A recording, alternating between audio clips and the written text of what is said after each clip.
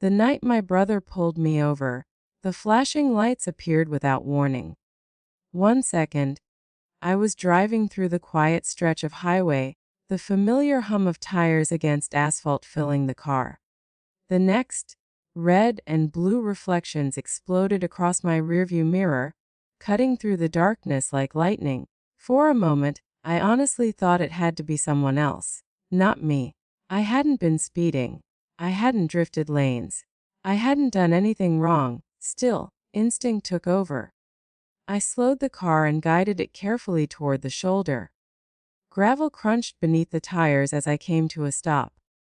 My fingers hovered over the steering wheel, suddenly aware of how loud my breathing sounded inside the quiet car.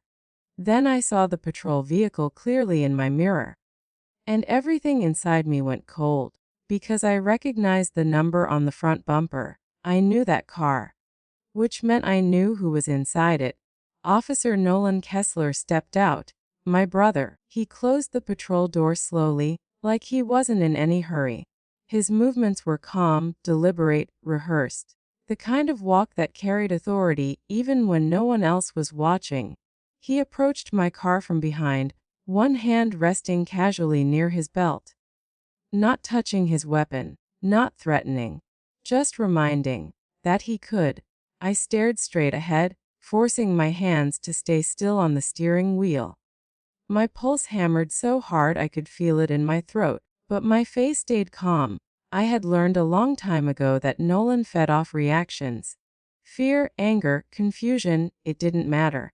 Any emotion gave him something to control, so I gave him nothing. He stopped beside my driver's window and knocked twice. Sharp, impatient. I lowered the window halfway and looked at him.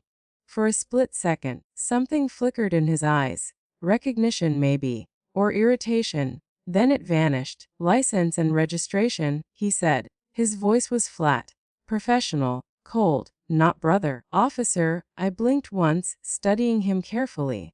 What's the reason for the stop? I asked quietly. His eyes moved past me, scanning the interior of my car like he was cataloging evidence that didn't exist. Your right tail light is out. The answer came too fast. That's strange, I said calmly. It wasn't out earlier. He leaned slightly closer to the window, lowering his voice just enough that it felt personal. Then this shouldn't take long. Behind him, movement caught my attention. Another officer had stepped out of the patrol car and positioned himself on the passenger side of my vehicle. He was younger, nervous, watching Nolan more than he watched me. That's when I understood something important. Nolan hadn't brought backup for safety. He brought a witness. I reached slowly for my wallet, careful not to make any sudden movements. Years of watching traffic stops on television had taught me how easily things could be misinterpreted or misrepresented. I handed him my license. He held it longer than necessary. His eyes traced my name, Lena Kessler. His jaw tightened slightly. That look wasn't about identification. It was about history. 2 days earlier, my husband Evan had installed a dash cam in my car. He hadn't made a big deal out of it. Just climbed into the passenger seat with a small box and a screwdriver. You never know, he said casually, as he mounted it behind the rearview mirror. I think you watch too many crime videos, I teased. He smiled faintly. It's not about crime, he said. It's about truth. At the time, it felt unnecessary. Now, it might be the only reason I would survive whatever Nolan was planning. He handed my license back without a word.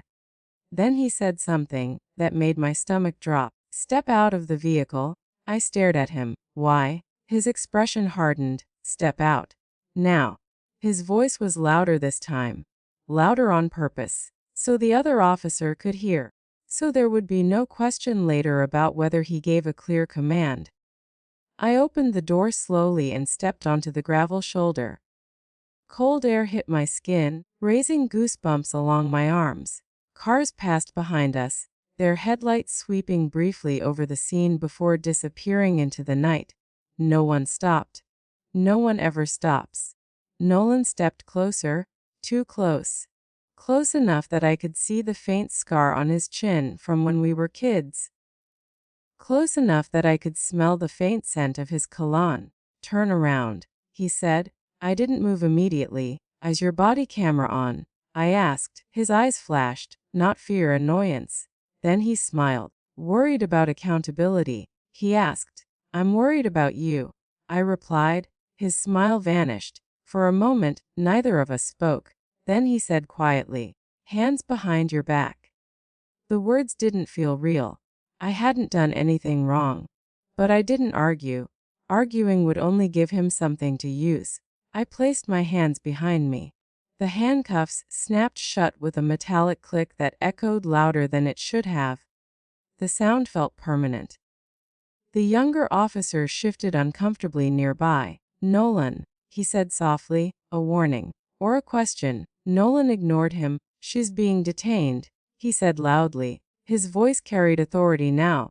Performance mode, possible narcotics involvement. The words hit me like ice water. What? I whispered. He stepped away and looked at my car. I smell something, he said. It was a lie, and he knew I knew it. Search the vehicle, he told the younger officer. The younger officer hesitated.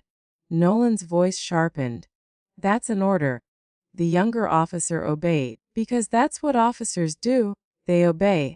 I stood there in handcuffs, watching my brother open my car door. He leaned inside, moving slowly, methodically, his hands searching places he already knew held nothing. Glove compartment, center console, passenger seat, empty, because there was nothing to find. Then he crouched slightly and reached beneath the driver's seat. His body blocked my view. But I saw his shoulder move, saw his arm shift, saw the subtle motion of his hand, and then he stood up holding something, a small plastic bag. My heart stopped. It wasn't mine. I had never seen it before. But he held it confidently, like he'd been expecting it. Well, he said calmly. What do we have here? The younger officer stared at it. Under the seat, he asked. Nolan nodded. Under the seat. Everything about it was too clean, too easy, too perfect. That isn't mine, I said. My voice was steady. He looked at me, cold, expressionless. You can explain that later. The betrayal didn't feel like anger. It felt like something heavier. Final. He stepped closer, lowered his voice. This is what happens, he said quietly, when you forget your place. My throat tightened. This wasn't about drugs. This wasn't about law. This was about control. He turned back to the other officer. Bag it, he said. Log it. The younger officer obeyed, because the badge outranked doubt. Nolan guided me toward the patrol car. His hand rested firmly on my arm. Ownership. As he opened the back door and pushed me inside, I turned my head slightly and saw it. The tiny blinking light on my dash cam, still recording, still watching, still telling the truth. Nolan hadn't noticed. He hadn't realized the camera saw everything, and that would be his first mistake, because he thought he was in control. He thought the badge made him untouchable. He thought the story would be his to write. But he didn't know yet. The truth was already saved somewhere he couldn't reach, and in less than an hour, that truth would begin destroying everything he had built. Because as the patrol car door slammed shut and Nolan started the engine, he leaned toward his partner and said something he thought only one person could hear. But he was wrong. The camera heard it too, and what he said next would turn a simple traffic stop into a criminal investigation. The words he thought no one heard. The patrol car door slammed shut behind me with a heavy, final sound. It wasn't loud, exactly, but it felt permanent. The interior smelled faintly of plastic, metal, and something else I couldn't quite identify, something cold. The kind of smell that belonged to places where people lost control over their own lives. A metal partition separated the back seat from the front. A cage. Not subtle. Not symbolic. Literal. I shifted slightly, the handcuffs biting into my wrists as I tried to find a position that didn't hurt. Up front, Nolan settled into the passenger seat, while the younger officer slid behind the wheel. Neither of them looked at me. Not yet. The younger officer started the engine. The radio crackled softly. For a few seconds, no one spoke. Then Nolan leaned slightly toward him. "Write it clean," Nolan said quietly. The younger officer hesitated. "Clean?"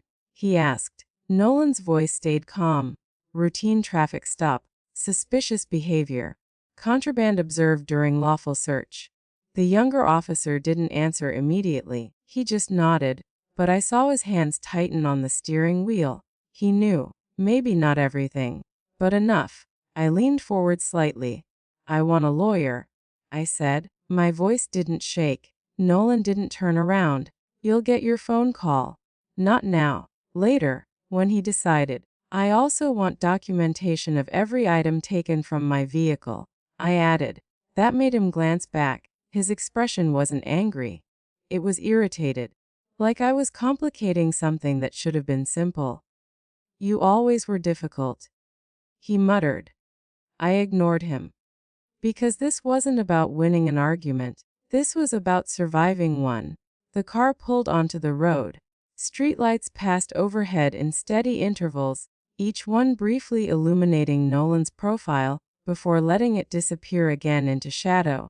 I watched him carefully, trying to understand, trying to find the moment where my brother had disappeared, and this stranger had taken his place.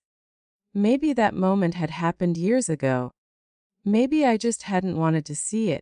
The station came into view 15 minutes later. A flat, gray building with harsh fluorescent lights that made everything look artificial. Temporary. Like truth didn't live there. Only paperwork did. The younger officer parked and stepped out first. Nolan followed. Then he opened my door. "Out," he said. I stepped onto the pavement carefully. My legs felt heavier than they should have. Inside, everything moved fast. Fingerprinting, photographs, questions, name, address, date of birth. Each answer stripped away something invisible, piece by piece, until I was no longer a person, just a record, just a file. Nolan stayed nearby the entire time, watching, waiting. When they finally sat me at the processing desk, a desk sergeant looked up. He glanced at Nolan, then at me, then back at Nolan. His expression shifted slightly. Not surprise, recognition. He saw the last name, Kessler. He understood the relationship instantly. "Charges?" the sergeant asked. "Possession," Nolan said smoothly. The word landed heavily in the air. The sergeant nodded slowly, then looked at me. "Name?" "Lena Kessler," I said calmly. His pen paused for a fraction of a second, then continued writing. "Procedure always wins over discomfort. Always." But I saw it. That hesitation. That awareness. It meant someone else now knew the truth wasn't simple. And that mattered. Because lies depend on silence. And silence had just been broken. They moved my belongings onto a metal counter. My purse, my phone, my keys, my wedding ring. Each item cataloged. Each item reduced to inventory. But something was missing. "My vehicle," I said. The clerk didn't look up. "It's being impounded." "I have a dash camera installed," I said carefully. That made Nolan move. "Fast, it's irrelevant," he said sharply. The clerk blinked. "Dash camera?" she asked. "Yes," I said calmly. "Mounted behind the rearview mirror?" Nolan stepped closer. "It stays with the vehicle," he said. His tone carried warning now. Not for me, for her. But it was too late. The words had been spoken. The record existed. And records are hard to erase completely. Even for someone like Nolan. They led me to a holding bench. Cold metal beneath me. Bright lights above me. Time stretched strangely. Minutes felt like hours. My thoughts kept circling one fact. The camera. It had seen everything. It had heard everything. And Nolan didn't know that yet. Or maybe he did. 20 minutes later, an officer approached. "You have one phone call," he said. They led me to a wall phone. I dialed Evan's number from memory. He answered on the first ring. "Lena?" His voice was tight. "Fear?" "I'm okay," I said quickly. What happened? I took a breath. Nolan arrested me. Silence. Then, what? He planted something in my car. The words sounded unreal, even as I said them. You need to open the dash cam app, I continued. Right now? I heard movement, typing, breathing. It's loading, he said. Seconds passed, each one heavier than the last. Then, oh my God, my heart stopped. What do you see? I see him, Even said. His voice had changed, gone cold, focused. He already has the bag in his hand. I closed my eyes briefly, not relief, not yet. Is there audio? I asked. Less. He paused, then said quietly, He says to make sure the camera doesn't make it into evidence. My stomach dropped, because that meant one thing. Nolan suspected, maybe not the camera itself, but the possibility of proof. You need to save that file, I said. I am. Save it twice. Email it to yourself. I already did. Good, good. That meant it existed somewhere Nolan couldn't touch. What do I do? Even asked. His voice was steady now, controlled. You come here, I said. Ask for the watch commander. Tell them you have evidence. I'm coming. He hung up. I stood there for a moment longer, staring at the wall. Then something happened. The officer's radio crackled nearby. A voice spoke. Impound request processed. Impound, my car, my camera, and Nolan was still here, which meant someone else might already be heading to it. Or worse, he might leave. I turned to the officer beside me. I need to speak to your supervisor, I said. He frowned. Why? Because the arresting officer is my brother, I said calmly. And he just tampered with evidence. The officer froze. Just slightly. But enough. Enough to know everything was about to change. Because once the word evidence enters a police station, the truth becomes harder to bury. Because at that exact moment, Nolan was already walking toward the exit, and he wasn't going home. He was going back to my car, to destroy the one thing that could expose him. The mistake he couldn't undo. The officer standing near the desk didn't answer me right away. But he didn't dismiss me either. That alone told me everything. He had heard the shift in my voice. The certainty, the absence of panic. People who are lying sound desperate. People who know the truth sound calm. He studied me for a moment, then picked up the desk phone and dialed a short internal number. I need the watch commander, he said quietly. He paused, listening, then glanced at me again. Yes, it's about Officer Kessler. He hung up, and suddenly, the room didn't feel the same, not safer, but different, more careful, more aware. Across the station, Nolan stood near the exit, talking to someone near the front desk. His posture was relaxed, casual, like the night had already gone exactly the way he wanted, like the ending was already written. He hadn't noticed the change yet, but he would, because the truth was moving now. And the truth doesn't move loudly. It moves quietly, until it doesn't. A few minutes later, a tall man in a white uniform shirt stepped through the doorway. He didn't rush. He didn't show emotion, but his presence carried authority in a way Nolan's never had. Controlled, measured, real. His nameplate read Lieutenant Mason Greer. He looked at me first. Not Nolan, not the desk. Me. You asked to speak with me, he said. It wasn't a question, it was an invitation. Yes, I replied calmly. The officer who arrested me is my brother. That got his attention. Knox ignition. Go on, he said. He planted evidence in my vehicle. I continued. My dash camera recorded it. The footage has already been saved. The room went still. Not dramatically, but noticeably, because those weren't emotional accusations. They were factual statements. Greer didn't react immediately. He simply asked, "Where is your vehicle now?" "In impound," Nolan said suddenly, stepping forward. His voice was smooth again, confident, controlled. Greer turned his head slightly and looked at him. Not like a superior looking at a subordinate. Like an investigator looking at a subject. Officer said evenly. Nolan nodded. Lieutenant. Greer's gaze didn't waver. As her vehicle secured? Yes. Has anyone accessed it? Nolan hesitated, just for a fraction of a second. But I saw it. So did Greer. No, Nolan said. Greer held his gaze a moment longer, then turned back to me. You said the footage was saved. Yes. My husband downloaded it. Greer nodded once. Good.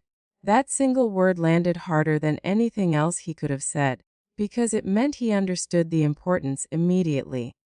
Evidence preserved outside departmental control couldn't be quietly erased, which meant Nolan's version of events wasn't the only version anymore. Greer turned to another officer nearby. Place a hold on the impounded vehicle, he said. No access without my authorization. Nolan's jaw tightened. Lieutenant, he said carefully, with respect, that isn't necessary. Greer didn't look at him. Yes, he said calmly. It is. The words weren't loud, but they were final. Authority doesn't need volume, it needs certainty. Greer gestured toward the hallway. Bring her to interview room 2. I stood.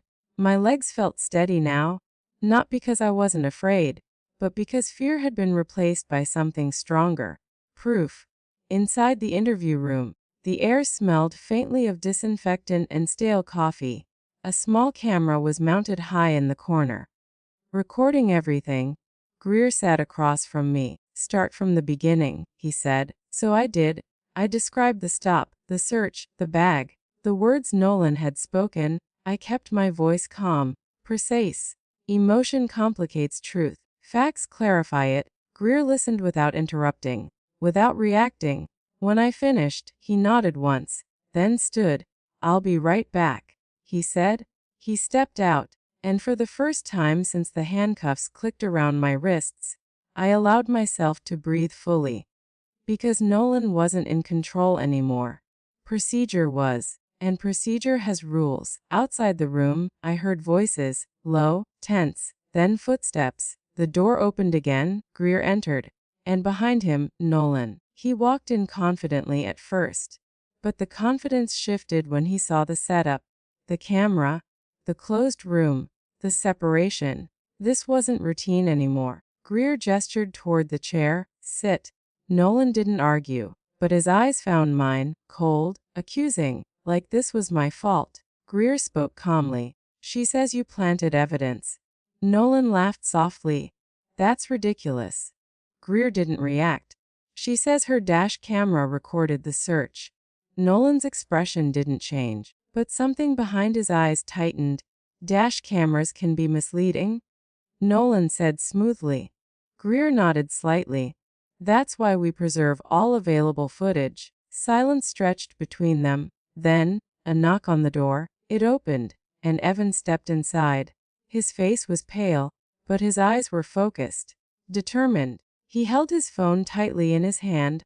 I have the video, he said. Everything stopped. Greer turned toward him. Send it to me. Evan nodded. He tapped the screen, sent the file. Greer sat at the desk computer, opened the email, clicked the attachment. The video loaded, grainy at first, then clear. The interior of my car, the steering wheel, the dashboard, Nolan leaning inside, and then, the moment, his hand already holding the bag, before he reached beneath the seat, before he pretended to find it, already there, already planted. The audio followed. His voice, quiet, clear, make sure the camera doesn't make it into evidence. The words hung in the room like smoke. Greer didn't speak. He didn't need to. The truth had spoken for him. Nolan stood suddenly. That's taken out of context. Greer looked at him. No, he said quietly. It isn't. For the first time that night, Nolan looked uncertain. Not afraid, not yet, but uncertain. Because certainty is what protects people like him. And certainty had just disappeared. Greer closed the laptop slowly. Then spoke words Nolan never expected to hear. Officer Kessler, he said calmly, you are being relieved of duty pending investigation. Nolan froze. What? Greer didn't raise his voice. Turn over your weapon and body camera. The silence that followed felt heavier than anything else that had happened. Because this was the moment Nolan realized he wasn't in control anymore. Procedure was, truth was, evidence was, and evidence doesn't care about family, or badges, or power. It only cares about facts. Nolan's eyes burned into mine, not fear, hatred, because in his mind I had betrayed him, but he had done that himself. The moment he reached into my car holding something that wasn't there before. The moment he believed no one would ever question him. The moment he forgot one simple truth. Cameras don't forget. But what Nolan didn't know yet was that someone had already accessed the impound yard, and what they found inside my car would turn his suspension into something far worse. The evidence he tried to erase. The room stayed silent after Lieutenant Greer told Nolan to surrender his weapon. It wasn't the loud kind of silence. It was worse. Heavy, controlled, final. Nolan didn't move at first. He just stared at Greer like he was waiting for the moment to reset, for someone to laugh, to correct it, to turn this back into something he could control. But no one did, because this wasn't a misunderstanding. It was procedure, and procedure doesn't bend for pride. Slowly, Nolan reached toward his belt. His fingers lingered on his holster for a moment longer than necessary. Then he unclipped it and placed it on the table. The sound of metal touching wood echoed louder than it should have. Not because it was loud, but because of what it meant. Authority. Surrendered. Piece by piece. Greer nodded once and turned to Sergeant Patel, who had quietly entered the room. "Secure it," he said. She stepped forward and collected Nolan's weapon and body camera without speaking. Nolan's jaw clenched tightly, the muscle twitching under his skin. His breathing had changed now, not calm anymore, not controlled, uncertain. That uncertainty was new, and it terrified him more than anything else. Before anyone could speak, Sergeant Patel's radio crackled. Her hand moved to it automatically. "Patel." A voice responded from the other end. Her expression shifted. Subtle, but unmistakable. She looked at Greer. "Lieutenant," she said carefully. "Impound just reported an access entry?" Greer frowned slightly. "Access?" "Less." She paused, then said the words that changed everything. Officer Kessler's credentials were used at the impound gate. The room froze. Every eye turned toward Nolan. He didn't speak. He didn't need to, because silence can confess more than words. Greer's voice stayed calm. "When?" 42 minutes ago. 42 minutes. That meant one thing. While Nolan had been standing in this station, his credentials had been used somewhere else. Greer looked directly at him. "Did you access the impound yard tonight?" Nolan didn't hesitate. "No." "Too fast. Too clean." Greer didn't argue. He simply nodded once. "Pull the gate logs," he told Patel. "And the security footage." Patel left immediately. Nolan shifted in his chair. "This is ridiculous," he said. "Anyone could have used my credentials." Greer didn't respond, because explanations mean nothing without proof. And proof was on its way. Minutes later, Patel returned carrying a tablet and a printed log sheet. She handed both to Greer. He studied the paper first, then activated the video. The grainy black and white footage showed the impound gate clearly. A patrol SUV pulled up, stopped. The driver's door opened, and Nolan stepped out. Same uniform, same posture, same confidence. He scanned his badge. The gate opened. He drove inside. The video ended. No one spoke. They didn't need to, because the truth was obvious. Nolan leaned back in his chair, his face pale now. "That doesn't prove anything," he said weakly. Greer looked at him. "You said you didn't go there." Nolan swallowed. "I went to secure evidence." Greer's eyes hardened slightly. "You were ordered not to access the vehicle." "It's my case," Nolan snapped. "It was," Greer corrected calmly. That single word hit harder than any accusation. "Was." Past tense. Finished. Nolan's control was slipping. Everyone in the room could see it. Greer stood. "Officer Kessler," he said evenly. "You are being detained pending internal affairs review." The words landed like a physical blow. Nolan stared at him. You can't be serious. Greer didn't raise his voice. I am. For the first time in his career, Nolan wasn't the officer giving orders. He was the subject receiving them. Patel stepped forward. Stand up, she said calmly. Nolan didn't move. For a moment, it looked like he might refuse, like he might fight, but he didn't. Because fighting would make it worse. Because deep down, he knew. He was losing. He stood slowly. Patel guided him toward the door. As he passed me, he stopped, just for a second. His eyes locked onto mine, pure hatred. This isn't over, he whispered. I didn't respond, because I didn't need to. The truth was already answering for me. They took him down the hallway. The door closed behind them, and the room felt different instantly. Lighter, not safe, not yet, but closer. Greer turned to Evan. I need that footage preserved in multiple locations, he said. It already is, Evan replied. Greer nodded. Good. Then he turned to me. There's something else. My stomach tightened. What? He opened the folder Patel had brought earlier. Inside were printed still images from the impound yard cameras. He slid them across the table. The first image showed Nolan leaning into my car. The second showed his hand reaching toward the dash cam. The third, the mount broken, the camera hanging loose. He tried to remove it. Greer said quietly. My chest tightened. He destroyed it. He tried. Greer corrected. But the cloud upload had already completed. That was the moment everything became clear. Nolan hadn't just framed me. He had gone back to erase the evidence. Which meant he knew he'd been caught. Which meant this wasn't a mistake. It was intentional, calculated, criminal. Evan exhaled slowly beside me. He knew. Evan said. Yes, Greer replied. He closed the folder. Internal Affairs is opening a formal investigation tonight. The words felt unreal, not because I doubted them, but because I had never imagined this outcome. Not like this, not with Nolan, not with my own brother. Greer continued. The prosecutor will review the footage before any charges against you move forward. I nodded slowly. And Nolan? I asked. Greer didn't hesitate. He's no longer in control of this. That was the closest thing to reassurance anyone could offer. Not a promise. Not yet, but a shift. Power moving away from him, toward the truth, toward accountability. Greer stood. You're not under arrest anymore, he said. The words hit me harder than the handcuffs had, because they meant something deeper. Not just freedom, vindication. But this wasn't over. Not yet, because investigations take time, and Nolan wasn't the kind of person who surrendered easily. He would fight. He would deny. He would blame.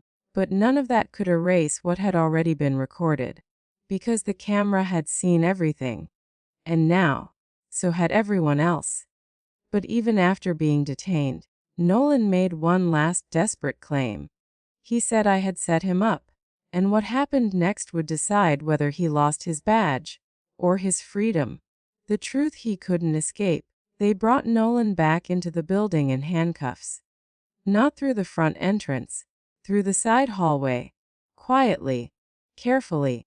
The same building where he had walked in earlier that night with confidence, now watched him return as something else entirely. Not an officer. Not authority. A subject. I was still sitting in the interview room when the door opened. Lieutenant Greer stepped inside first. Behind him was Sergeant Patel. And behind her, Nolan. His hands were cuffed in front of him. His uniform was still perfect. His posture was still straight. But something fundamental had changed.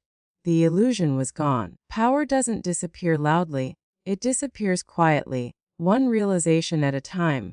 Nolan's eyes found mine immediately. Not anger this time. Not exactly. Something closer to desperation. Because now he understood what he hadn't before. This wasn't something he could control anymore. Internal Affairs had arrived. A woman in plain clothes entered behind them. Her badge hung from her belt, not displayed for intimidation, but for authority. Renee Voss. she said simply.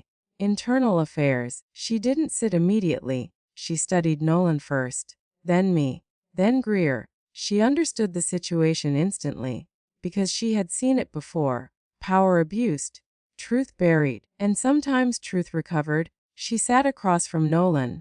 Officer Kessler, she said calmly, we're going to ask you a few questions. Nolan leaned back slightly. I want a lawyer, he said. His voice was controlled again, but thinner now, less certain. You'll have that option, Renee replied.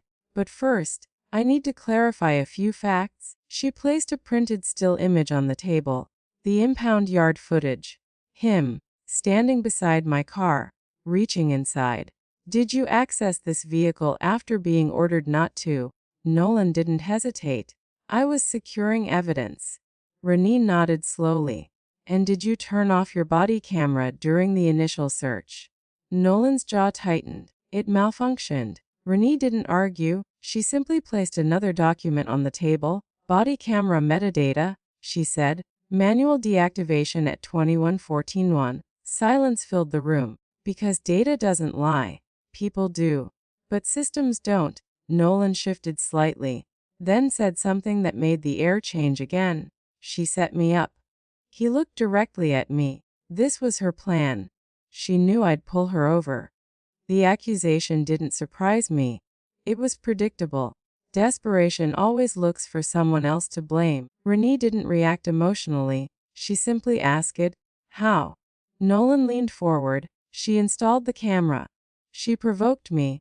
His voice grew stronger as he spoke, because lies feel powerful when they're spoken aloud. But power doesn't make them true. Renee opened the laptop. She played the dash cam footage again. The same moment.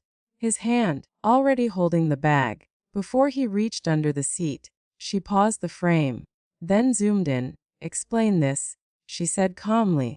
Nolan didn't answer, because there was no explanation that didn't destroy him. Renee continued. This file was uploaded automatically at the time of recording, she said. Its hash signature matches the original cloud file. She let the words settle, which means it hasn't been altered. Truth, confirmed by mathematics, by systems Nolan couldn't manipulate. He looked away. For the first time that night, he looked small, not physically, but internally, because he understood something now he hadn't understood before. He wasn't the one writing the story anymore. The evidence was. Renee stood. Officer Kessler, she said calmly, you are being formally placed under investigation for evidence tampering, falsifying a police report, and interference with evidence. The words sounded clinical, procedural, but their meaning was devastating.